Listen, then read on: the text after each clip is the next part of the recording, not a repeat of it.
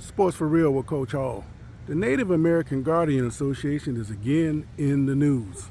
If you recall, about 2 months ago, they started a petition to have the Washington Commanders' name changed back to the Redskins.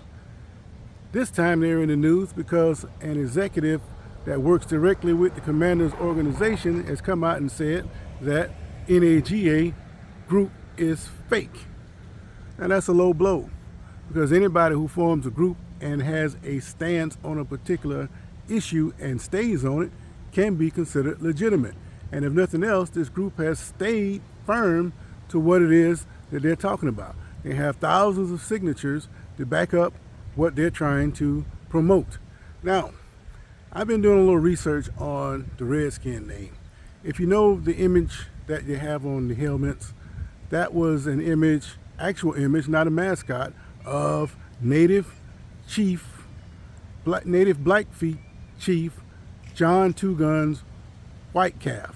And that image stayed on the Redskin helmet from '72 until they stopped wearing it about 3 years ago. Well, they say that to get rid of the Redskin name would be erasing their history, especially when the image is of an actual Blackfeet chief. Now, as far as becoming a Redskin, that's just not a name you just give to somebody. It has to be earned through a ritual. It's called the blood root ceremony, a blood root ritual. And after going through this, a warrior, he prepares himself for battle, and he cannot become a warrior until he goes through the blood root ceremony. So again, this is not a mascot. This is based on real people. And the name itself, Redskin, is a source of pride because you have to go through this ceremony to get it. So to be called fake is to call everything that's tied to the blood root ceremony and the Redskin and everything else, that's a fake. Now the problem that NAG has is that since the Redskin name was coined, and especially with the helmet that came out in '72,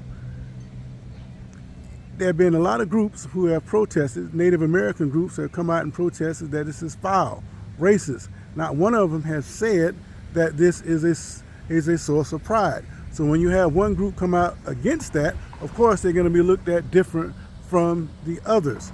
So when you add that to the fact that corporate America pretty much runs anything in America, especially in the NFL, they're going to try to listen to them. Because if you remember, they weren't going to never change the name. The only reason they changed the name is because they face pressure from corporate America. So having said that, it's unlikely that the name is going to get changed back to the Redskins. Magic Johnson and the Josh Harris group have come out and said that they're probably going to end up changing the name to something else. So that's likely going to happen. But in the meantime, some of the members of NAGA who had suites at the stadium gave it up when they found out that they were changing the name from the Redskins, and they said that they're not going to come back to the suite until the name gets changed back. Well, looks like to me they're never going to be sitting in suites again at FedEx Stadium.